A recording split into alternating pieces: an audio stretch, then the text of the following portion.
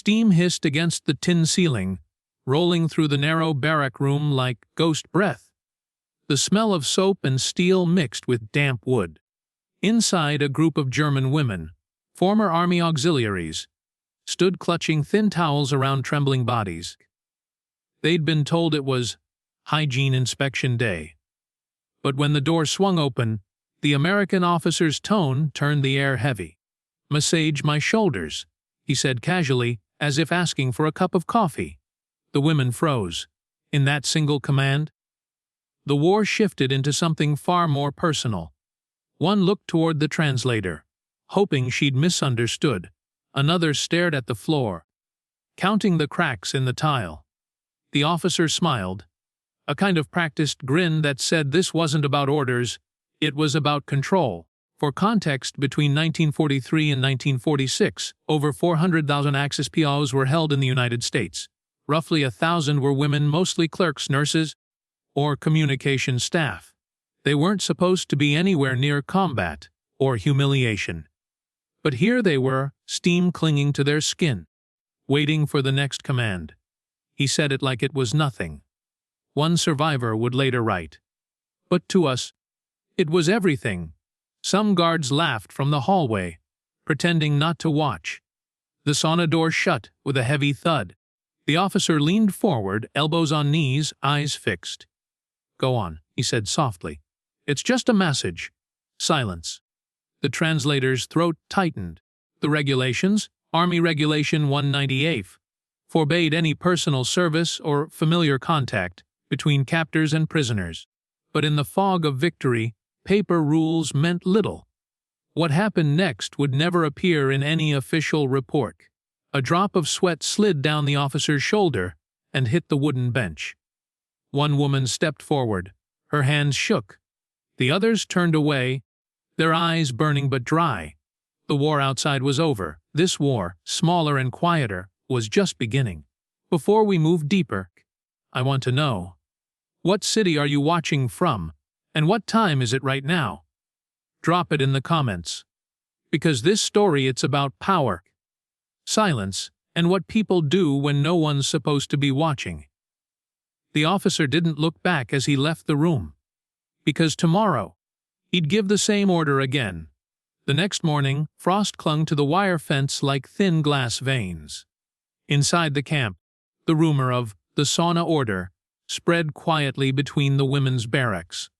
No one said the words out loud, just a glance, a silence, a hand tightening around a tin mug. Orders had a way of echoing even when no one repeated them. In the administrative hut, Sergeant Miller flipped open his logbook. Under hygiene maintenance, he scribbled routine morale inspection. Nothing unusual. The phrase had become his shield. Paper never sweated, never blushed.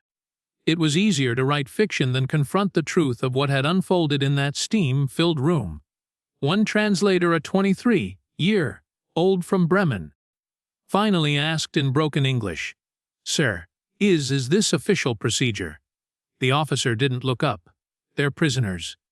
It's hygiene, not hospitality." His tone made clear that asking questions was more dangerous than following orders. By 1945, the U.S. Army's official Regulation 198 clearly banned personal service or familiarity between prisoners and guards. Yet across hundreds of camps, enforcement depended on who was watching. Reports estimate that less than 3% of disciplinary complaints from Axis POWs were ever investigated. Most died on the page, filed, stamped, forgotten. That afternoon, 3 women were quietly reassigned to the laundry division. The paperwork listed their offense as attitude. They didn't argue. In the camp's unwritten rule book, resistance didn't need evidence. It just needed a name. In her diary, one wrote later, "Obedience is easier than being noticed." At dinner, spoons clinked against metal trays in eerie rhythm. No one spoke. Even laughter from the guards' mess hall sounded like static, louder, harsher. The women had begun to move differently, smaller steps, quieter breaths, eyes always scanning for invisible boundaries. As night fell, the same officer walked past the barracks window. He didn't speak, just tapped the glass twice with his knuckle. The message was clear. Routine continued tomorrow. Steam, silence, and authority had fused into something unspoken but absolute. And somewhere between the logbook lines and the sauna walls, discipline became a disguise for dominance. Next morning, a young sergeant would hesitate, just long enough to question the order out loud. The following day, the frost melted into slush along the barrack path. The camp felt restless, as if it remembered something no one wanted to speak about. Inside the small operations cabin, the same officer sat at a wooden desk, tapping a pencil. The translator stood beside him, pale but steady. "Sir," she began quietly, "about yesterday, is there a new procedure?" The officer didn't look up. "Procedure?" His voice carried a tired amusement. "They're prisoners. Procedure is whatever I say it is." She flinched, not at the words, but at how casual they sounded. Outside, boots crunched past the window, and a gust of cold air leaked through the cracks.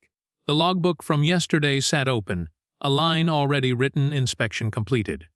Morale adequate. The truth was never inked. It was lived in the spaces between sentences. By early 1945, hundreds of American-run POW facilities stretched across the U.S. Midwest and South. Some held thousands, others barely a few dozen. Supervision varied wildly. Officially, female prisoners were to be housed separately, with strict oversight by senior non-commissioned officers. Unofficially, oversight meant turning your eyes away at the right time. 3 women from the sauna detail were reassigned that morning. Their new posting read kitchen and sanitation. Temporary. The timing wasn't coincidence. Neither was the warning glance the officer gave as they passed. Reports later showed that women who hesitated to cooperate often found themselves moved to exhausting manual duties, no explanation needed. The translator noted the names in her small notebook, the only record she dared keep. "We had no guns," she would write later, "only our hands and our memory." At lunch, the same officer laughed with his peers, retelling camp gossip, his voice echoing through the tin-roofed mess. To anyone listening, it sounded like routine, another day in victory's aftermath. But the women knew better. The line between order and violation had blurred until neither side could see it clearly. That night, the translator sat on her bunk and stared at her notes, deciding whether to hide them, or risk everything by keeping them. Because outside, in the faint orange glow of a guard tower, the officer was already checking his watch. Tomorrow's routine would begin again. Steam rolled like ghostly curtains through the narrow chamber. The pipes hissed and moaned as if the camp itself wanted to speak, but couldn't. The women stood in silence, towels wrapped tight, every breath visible. The sauna door closed behind them with a heavy click, the sound of separation, not safety. This was supposed to be a hygiene rotation, but everyone in that room understood it was something else entirely. No one dared name it. No one dared leave. The air grew thicker, not from heat but from the weight of obedience. Outside, a guard leaned against the wall, cigarette glowing red in the morning fog. He heard muffled movement inside, the hum of conversation, then silence again. He turned away. It was easier that way. Routine. He muttered under his breath, as if repeating the word could make it true. Inside, one of the women whispered, "How long?" 10 minutes. Another replied automatically, 10 minutes. The official hygiene limit. But it felt longer. Time stretched in the fog until every second pressed down like a confession. Official reports later confirmed the sauna's internal temperature peaked at 90 degrees Celsius. The exposure time 10 minutes per rotation. The documents made it sound medical, scientific, controlled. On paper, everything was clean. But memory doesn't obey paperwork. The sweat burned more from fear than heat. One survivor would later write. In the corner, the translator counted slowly under her breath. She wasn't timing the steam. She was timing courage. At 6 minutes, She turned toward the others and whispered, "Next time, we say no." The words evaporated before they reached anyone's ears. Through the fogged window, the same officer's shadow flickered briefly, then vanished. He wasn't supposed to be there, but he always was. Watching, measuring, testing boundaries that rules couldn't hold. When the door finally opened, cold air rushed in like mercy. The women stepped out, eyes down, towels damp and heavy. The guard avoided their gaze. A clipboard scratched, attendance marked, order restored. Nothing written, nothing said. But something inside each of them had changed shape. And as the pipes cooled and the steam faded, one towel slipped from a trembling hand, falling quietly to the floor, the sound barely audible, yet impossible to forget. Tomorrow someone would refuse. By dawn the frost had returned, crawling over the camp fences like thin silver wire. Inside the kitchen block, the clang of metal basins echoed through the empty corridor. The women worked in silence, each movement mechanical, rinse, scrub, stack. The steam from boiling water felt colder than it should have. One of them, the translator, glanced toward the small window that faced the officer's hut. Every morning, the same man stepped out, adjusted his collar, and checked his watch. Today, she didn't look away. Something in her expression had changed. The fear had calcified into quiet defiance. She wasn't planning a rebellion. She was planning to remember. When the officer entered, the air seemed to thicken. He spoke briefly to the guard about schedules and hygiene rotations, his tone clipped, professional. Yet something unspoken hovered in the room, a tension that had outgrown words. The women stood still, waiting for dismissal. After he left, the translator pulled a small scrap of paper from her apron pocket. She had written down the dates, times, and names of every inspection. It wasn't much, just fragments. But fragments, when kept long enough, become evidence. That day, one of the younger prisoners collapsed during duty. The medic cited exhaustion, though it was clear she hadn't eaten properly in days. When questioned, the guards called it low morale. That phrase appeared often in camp records, an umbrella term that covered everything from hunger to hopelessness. Across the Atlantic, American command circulated new instructions: maintain order, prepare for inspections. The war's end had turned attention inward. Reports from Europe spoke of Allied victory. Here, behind fences, the world still felt uncertain. As night fell, the translator watched frost form again on the window. She pressed her palm against the glass and whispered in German, "Remember this." It wasn't a prayer. It was a promise. In the distance, she could hear boots striking gravel, the same rhythm every night. Routine wrapped around the camp like a chain, familiar, heavy, and unbreakable. But somewhere deep inside, the first link had started to rust. Tomorrow, new orders would arrive, and with them, the first quiet questions from outside the wire. The smell of boiled potatoes and metal soap filled the kitchen. Outside, sleet whispered against the tin roof. Every clang of a pot echoed like a warning through the narrow hallways. The women worked shoulder to shoulder, steam rising around them. Faces streaked with condensation. They didn't speak much anymore. Words drew attention, and attention meant trouble. The translator kept her small notebook hidden under the stovepipe, folded inside a ration envelope. Every night she added a line: dates, names, numbers. Nothing emotional, just facts. Facts were safer than feelings. Feelings got you reassigned. At noon, Sergeant Miller entered with a clipboard. His boots left small puddles across the tile. "Inventory check," he said flatly. The translator nodded, handed him the count sheets, and waited. He flipped through them quickly, his eyes scanning not for errors, but for defiance. "You're efficient," he muttered, almost approving. Then softer, "Keep it that way." As he turned to leave, she noticed something she hadn't before. His hands were trembling. The war outside was over, but inside these fences, victory still looked fragile, Every kitchen shift served roughly 600 rations a day. Each meal 2 slices of bread, thin soup, and coffee substitute.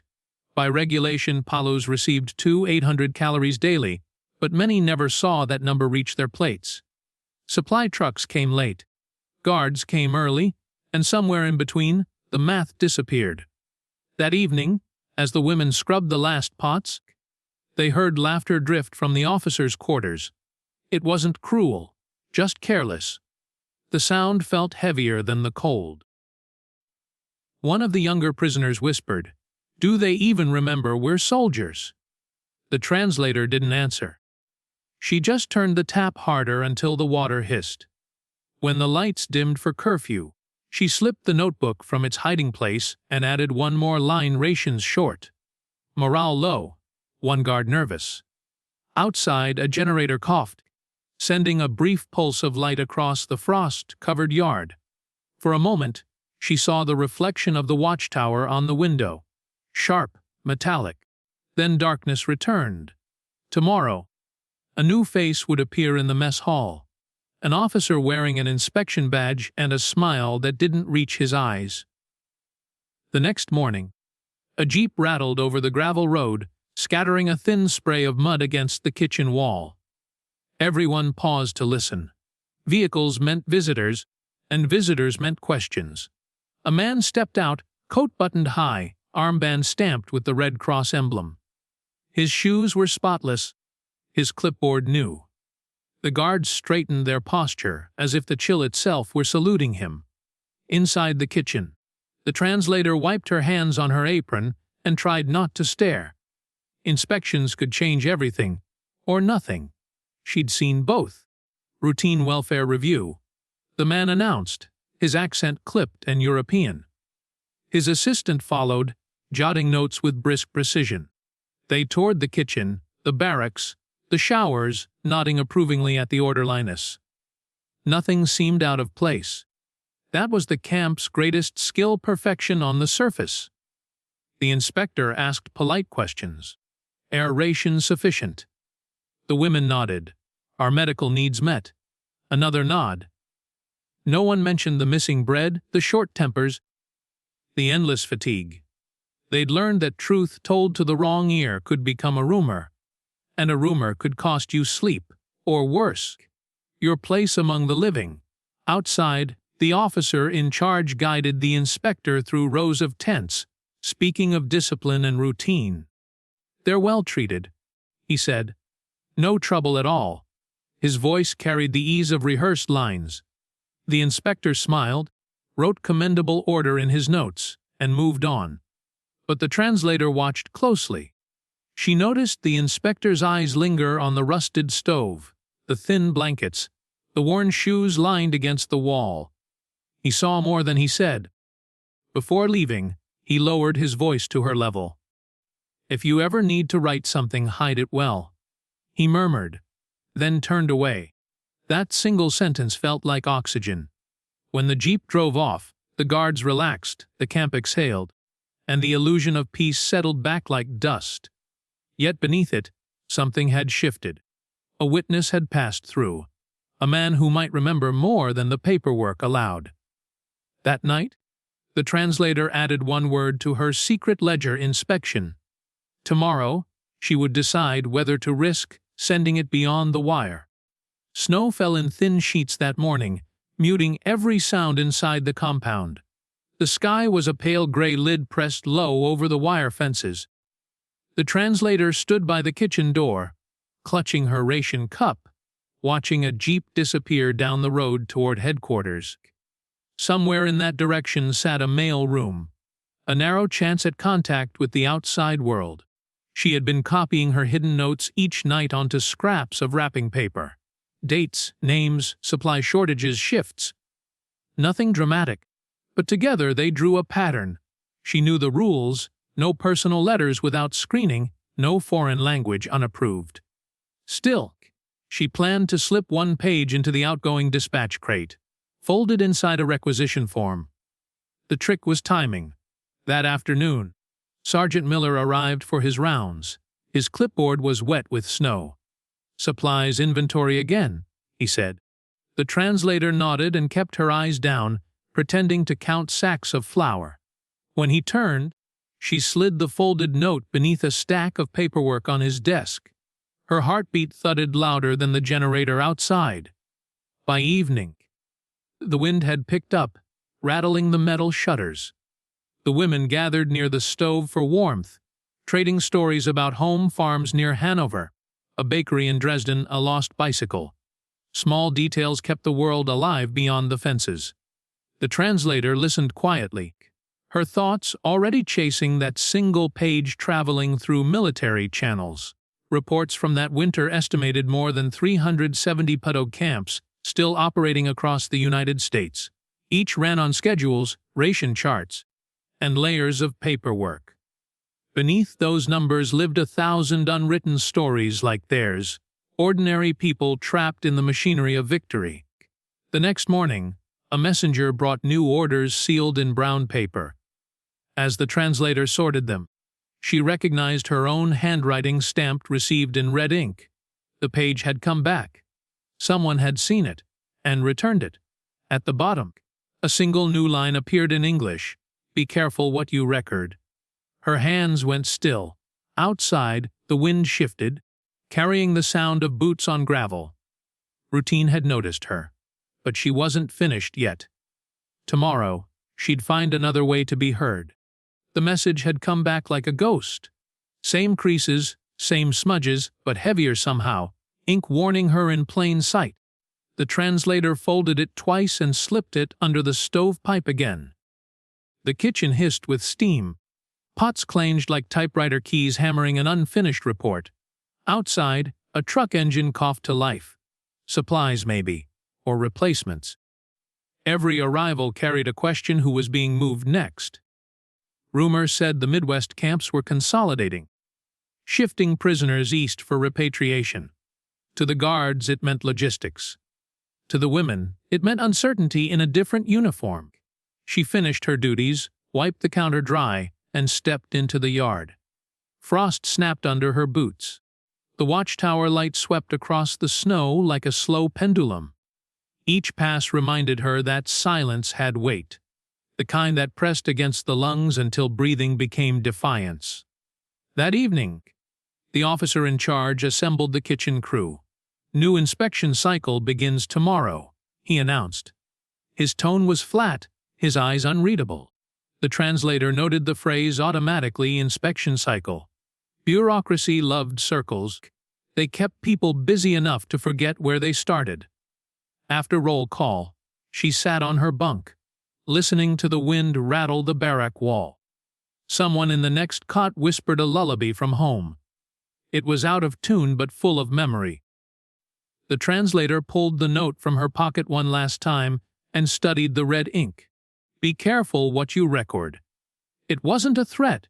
It was advice from someone who had seen files disappear. She decided to start again, differently. Instead of words, she began sketching small symbols in the margin of her ration book. Dots, dashes, numbers. Harmless if discovered. Meaningful if decoded. She would build her record inside routine itself. At lights out, the camp settled into its usual rhythm, boots fading. Generator humming. A distant whistle from the rail yard. She stared at the ceiling, tracing the cracks like lines on a map. Somewhere beyond them, the world was rebuilding from ruins. Inside the fence, rebuilding meant remembering quietly. The stove clicked once before dying down. In that sudden silence, she made a promise: if the truth couldn't travel on paper, it would travel in memory. Tomorrow, the inspection would begin, and this time, she would watch who was watching. The wind had quieted, but the floodlights stayed awake. From the barracks window, the translator watched the yard stretch under a thin crust of snow, the guards pacing lines into it like clock hands. Midnight meant the start of inspection week. New ledgers, new eyes pretending to see everything. She moved quietly through the corridor, the ration book tucked beneath her coat. Every few steps, a floorboard sighed. In the kitchen, the generator hummed. Its orange glow spilled through the vent like a heartbeat. 2 guards entered, their conversation thin and tired. "Same schedule." "Same," one replied. "Just sign and move." They weren't looking for truth, they were looking for boxes to tick. She followed them at a distance, memorizing gestures. The quick signature, the glances at the clipboard, the casual nod that meant done. Each motion was a line in the choreography of bureaucracy. It fascinated her how order could sound so close to indifference. After they left, she approached the ledger and skimmed the entries. Fuel checked. Kitchen checked. Morale satisfactory. The last word sat heavy on the page. Satisfactory to whom? She drew a small dot beside it. One of her new symbols invisible to anyone else. It meant false report. The beginning of a codebook that only she could read. Outside, boots crunched again. This time slower, deliberate. The officer stepped into view, cigarette tip glowing in the wind. His shadow stretched across the snow, long and thin, passing directly over the kitchen window. She held her breath until he disappeared into the administrative hut. Inside her coat pocket, the folded note seemed to warm from her pulse. She realized she wasn't documenting anymore. She was preparing. For what? She didn't know. Maybe for an investigation that hadn't started yet. Maybe for history. By 1946, thousands of POWs would be sent home. Some camps would vanish completely, leaving only paper trails. She understood then that survival was more than endurance. It was witness. When dawn crept over the fence, she closed the ledger and returned to her bunk. The snow outside glowed faintly pink under the first light. Another day would begin with the same roll call, same questions, same answers. But somewhere inside those answers, a different story was quietly forming. Tomorrow she would find someone to read between the lines. Morning broke pale and thin, sunlight barely scraping over the wire fence. The translator lined up with the others for roll call, the snow crunching like brittle paper beneath their boots. The officer read names without looking up. His voice had become part of the weather. Cold, predictable, and necessary. After roll, she was assigned to assist in the medical tent. The camp medic, Corporal Jensen, was younger than most. Barely 25, with the tired calm of someone who had seen too much too soon. He checked temperatures, logged injuries, handed out aspirin. His English orders, her German translation. Their conversations stayed practical. Until one afternoon, when he glanced at the notebook in her hand and said softly, "You write a lot for someone with so little to say." She froze. He nodded toward the stove pipe, almost smiling. "You're careful." Good. It wasn't a threat, it was recognition. Over the next week, their paths crossed often. He'd drop hints. Supply shortages, altered ration logs, officers changing shifts without notice. Details that didn't fit the official story. She listened, memorized, and sometimes added a discreet mark in her book. They spoke in the language of understatement. In a camp like this, truth survived only in code. One evening, while preparing medical reports, Jensen slipped her a scrap of paper folded inside a bandage wrapper. "Someone outside is asking questions." It read, Red Cross again. 2 weeks. Her pulse jumped. That was the window she needed.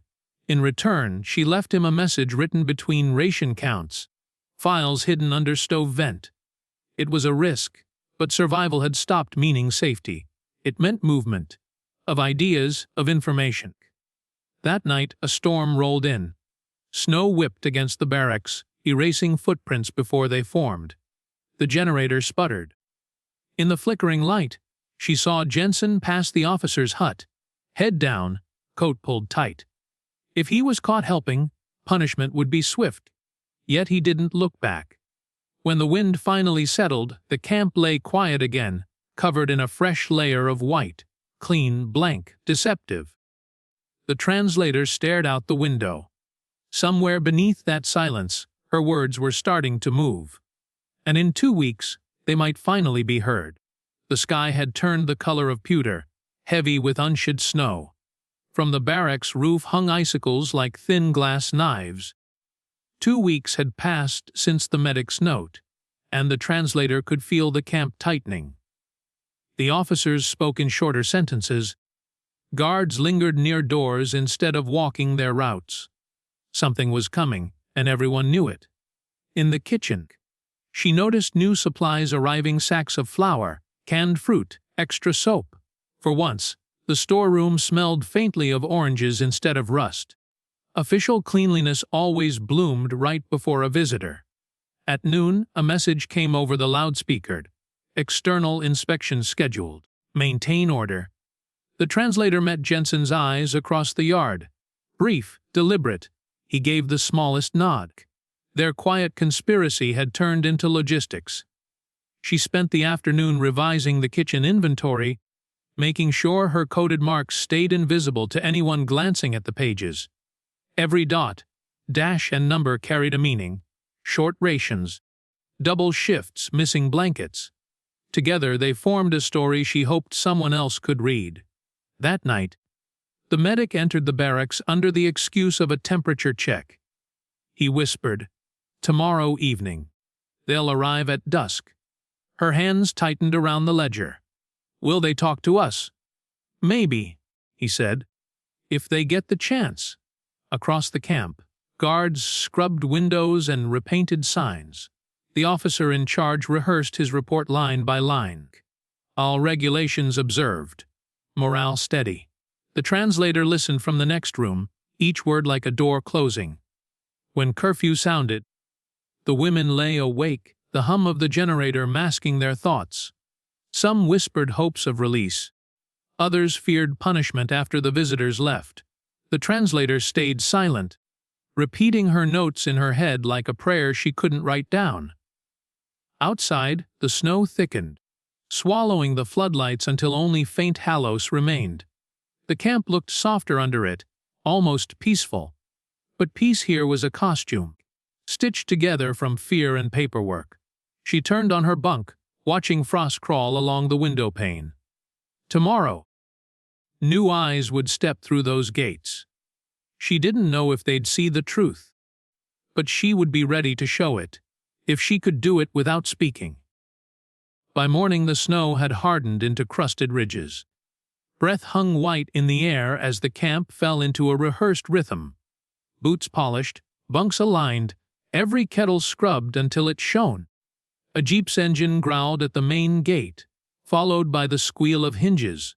The Red Cross insignia flashed once against the pale sky before disappearing inside. The translator stood near the kitchen door, clipboard in hand, pretending to check rations. Her pulse marked the seconds. Jensen walked beside the visitors, translating the officers' explanations into formal English: rations sufficient, discipline firm, morale stable.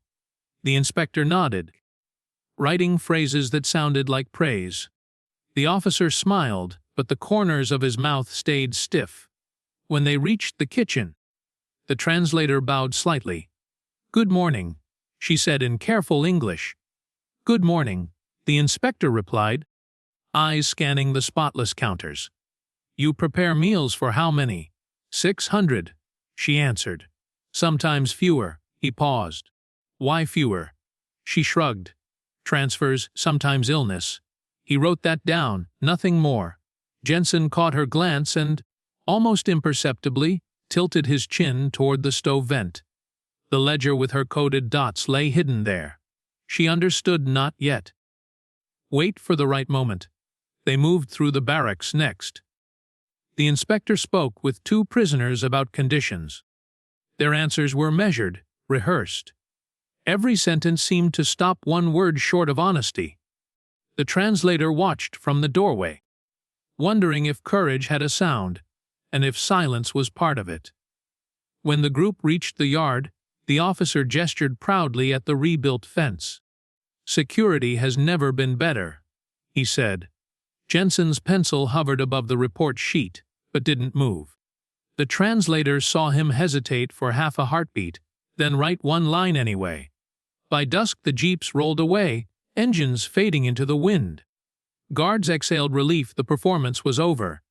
In the mess hall, someone even laughed. But later that night, Jensen slipped a folded paper under her door. It bore the Red Cross seal, torn from an envelope, and 3 words written in hurried pencil. They noticed something. The translator stared at it until the generator cut out and the camp fell into darkness. For the first time in months, the silence felt like possibility. Tomorrow, she would find out what they'd seen. The following morning, the camp woke to an unfamiliar sound, laughter from the guard tower. It wasn't the usual bark of command, it was lighter, disbelieving. Then came a rumor, passing like electricity down the frozen yard: Germany has surrendered. The words hung in the air, fragile, almost impossible. No official statement, no radio broadcast. Just whispers moving faster than the wind. Inside the barracks, disbelief collided with hope. Some women cried quietly. Others stared at their boots, unable to process what freedom might mean after so long inside wire. The translator felt her heartbeat quicken. If the war was over, the truth she'd been collecting mattered even more. Outside, the officer walked briskly across the yard, barking new orders. Maintain routine. No changes until command confirms. Routine. The word again. Even as peace approached, the camp clung to control. At midday, Jensen slipped into the kitchen, coat dusted with frost. His face was pale but alive with urgency. "It's real," he whispered. "Headquarters confirmed it. But they're not releasing anyone yet." "Why?" she asked. He hesitated. "Paperwork. They say they need to verify every file." Verification. Another word that meant delay. The translator looked around the spotless counters, the ledgers, the stacks of inventory. They were still prisoners, trapped by signatures instead of guns. That night, a faint radio hum carried across the compound from the guard hut. Snatches of English words floated through the static. Surrender signed, unconditional, European theater. The translator pressed her ear to the cold wall and smiled for the first time in months. Yet the sound of boots outside reminded her that nothing had changed here. Not yet. Over the next few days, Red Cross trucks began arriving at nearby facilities, collecting names, promising transfers. But their camp remained sealed. Each sunrise brought the same roll call, the same guarded expressions. Hope became its own kind of endurance. The translator added a final page to her ledger. Surrender announced. Routine unchanged. Witness ongoing. She closed the book and hid it once more under the stove vent. If they were to be moved, the record would stay. As snow melted into slush along the fence line, she caught Jensen's eye.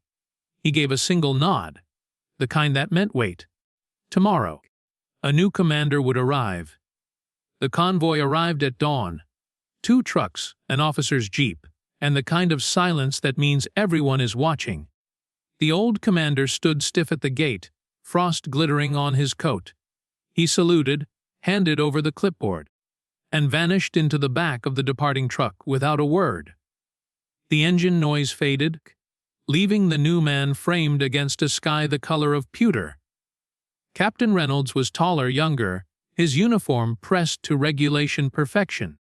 He walked the yard with a notebook tucked under one arm, eyes sharp but unreadable. "We'll review operations," he said evenly. "No assumptions." The guards straightened. The prisoners didn't move. By noon he had toured every building. The barracks, the kitchen, the infirmary. When he reached the stove vent, the translator's heart hammered. The hidden ledger lay inches from his boot. Jensen caught her eye, a warning not to react. The captain merely nodded at the stove's efficiency and moved on. In the afternoon he called for reports. "I want supply records, medical logs, morale summaries," he ordered. Paper shuffled. The old commander's documentation looked flawless. Too flawless. Reynolds frowned at the identical handwriting on every sheet. Did no one else ever sign these? A guard stammered. "Sir." "Procedure." "Then the procedure is wrong." Reynolds cut in. That night he stayed in the office long after lights out, reviewing ledgers by lantern. Through the window, the translator could see him turning pages, pausing, making short notes in the margin. He wasn't looking for errors, he was tracing patterns. 2 days later, he summoned the medic and translator. "Your ration logs don't match central records," he said quietly. "Why?" Jensen answered first. "Because the central records are copied." "Sir." Reynolds studied their faces. "I thought so." He closed the folder, leaned back, and said, "You've been under orders long enough. From now on, anything irregular comes to me directly." It wasn't a threat. It sounded like permission. When they left his office, the translator finally exhaled. For the first time, truth had an address. That evening, Reynolds walked the yard alone, coat collar up against the wind. He stopped near the fence, staring at the horizon where trucks were already preparing for transport. "Well, start sending them home," he said to no one in particular.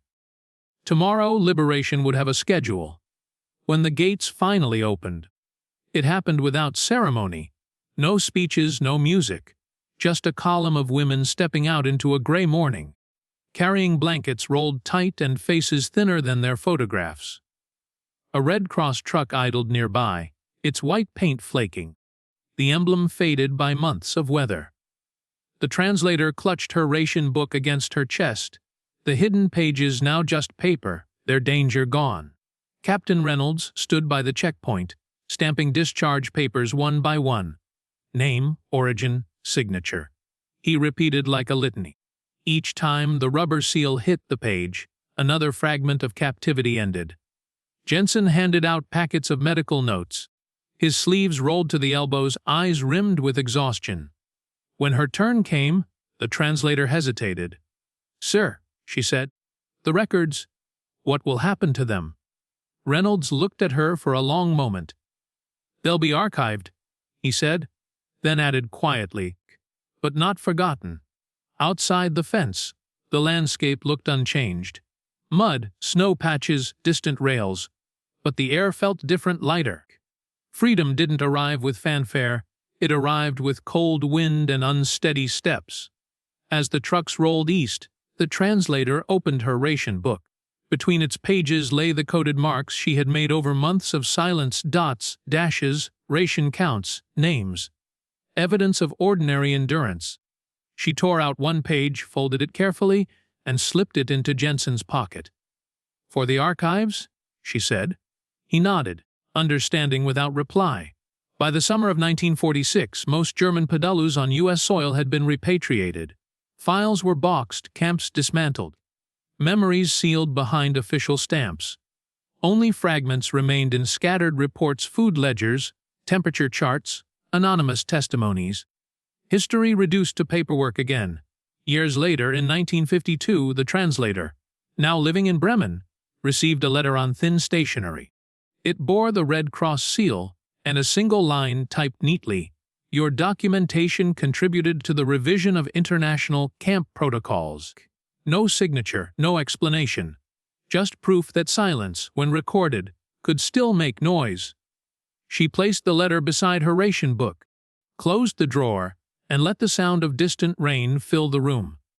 Outside, children played in the street, free of uniforms, free of fences. She smiled faintly, whispering the words that had carried her through. "Remember this." The war had ended years ago, but witness that never ends